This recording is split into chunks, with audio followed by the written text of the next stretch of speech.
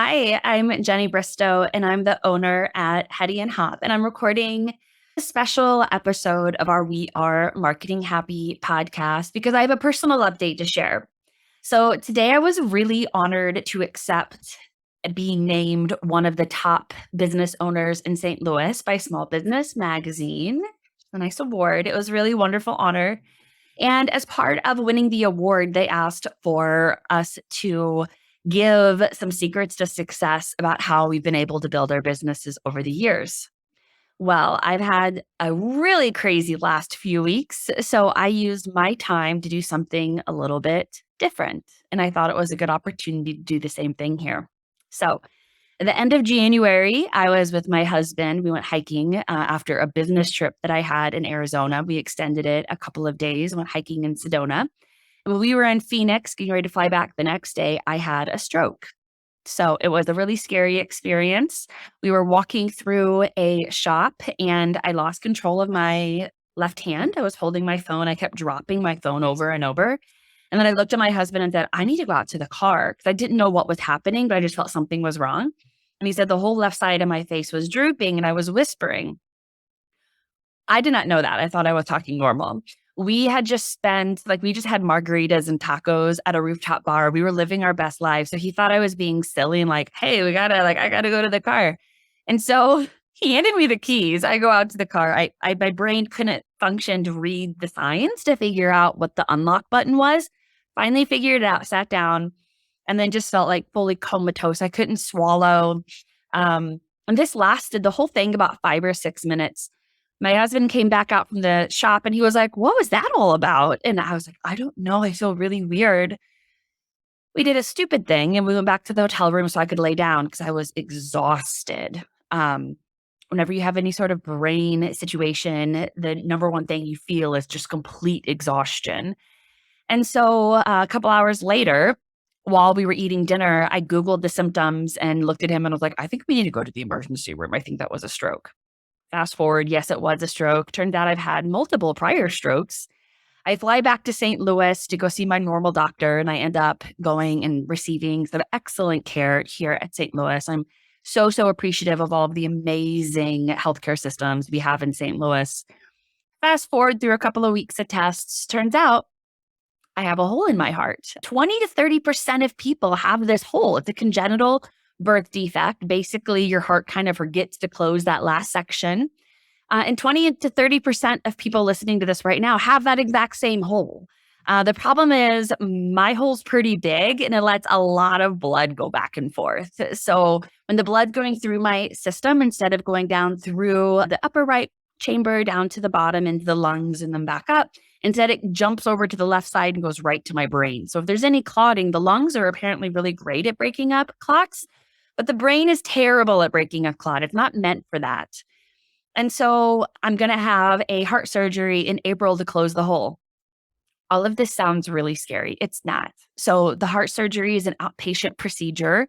I'm working with a specialist here in St. Louis. That's all he does. He specializes in PFO hole closures. It's outpatient procedure done through the catheter, with a catheter, and I can exercise 7 days later. I actually even am going to Iceland for spring break in a couple of weeks with my family, my children, and my husband. And both the cardiologist and neurologist were like, go. If it were us, we wouldn't cancel. You've been living with this your whole life. You're fine. So I'm on aspirin and a statin to basically thin my blood and help the platelets adhere to the walls of my veins and arteries to prevent future blood clots. I'm doing great. At recording time right now, it's been 3 weeks since the stroke. You can see I have a heart monitor on. And so as part of receiving the award and going up and making remarks, I used my 2 minutes to not talk about how I was able to build my business, but instead to share the message I'm sharing with you today. My care was able to be expedited and the follow-up has been so organized because I had a relationship with a primary care doctor. I've been seeing the same primary care doctor for 7 years, and every single year I get labs run. They knew it wasn't my cholesterol. They knew I did not have high blood pressure. There was a lot of things that they were immediately able to take off the table as being a potential issue because they had labs from the last 7 years that tracked my health over time. So the big takeaway that I'm trying to always find the sunny side in something, right?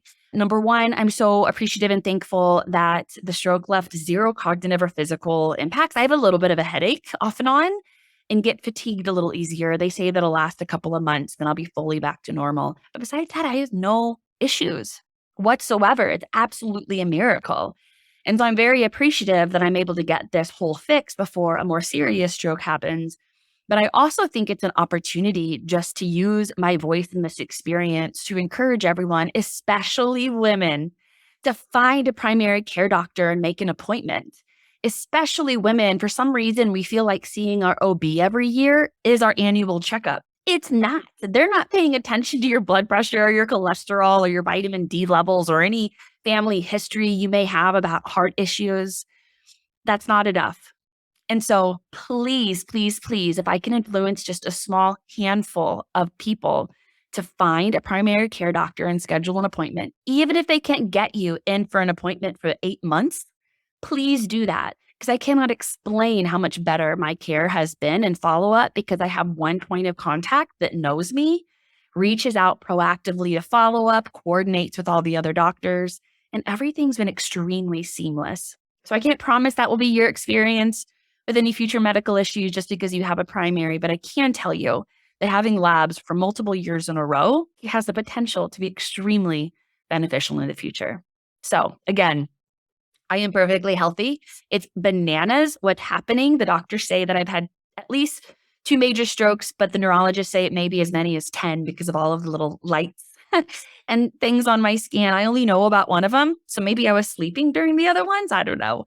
But I'm perfectly fine and will be. And I'll just miss maybe one day of work the day of the actual surgery.